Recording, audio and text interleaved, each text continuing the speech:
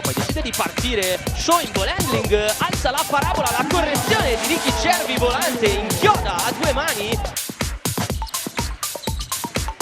Ancora Deri, prova a buttarsi dentro, bravo a trovare Paiola, che è altrettanto bravo a trovare Julian Gamble. Possesso per Trieste, Albiti, Taros, Upson sotto per Henry, tutta la difesa era collassata. Va in 1 contro 1, ancora un pallone perso da Spissu, Robinson a condurre il contropiede per Drell che chiude Pesaro con la schiacciata da parte di Zanotti.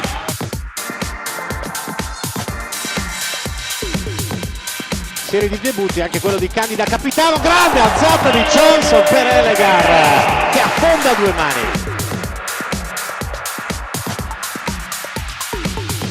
Controllato da Kalinowski che fa subito correre, adesso si alzano e come se si alzano i ritmi di questa partita.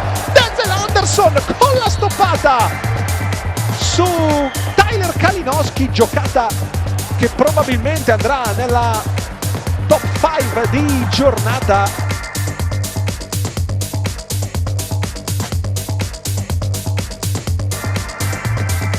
Continua ad incrementare il proprio vantaggio anche perché la Vanoli sbaglia in attacco dietro schiena di Fernandez che conclude la transizione con la schiacciata, parte di Mike Henry, adesso vola sull'ali dell'entusiasmo.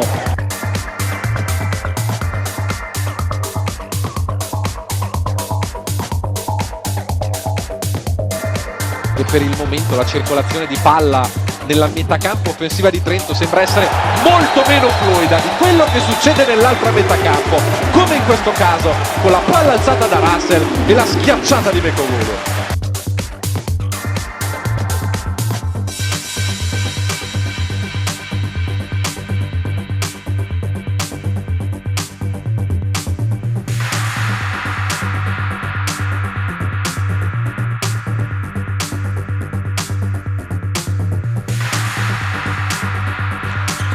Contro 4 da gestire per la Reyer, dietro la schiena Tonut, la tripla di Bramos, che giocata di Tonut.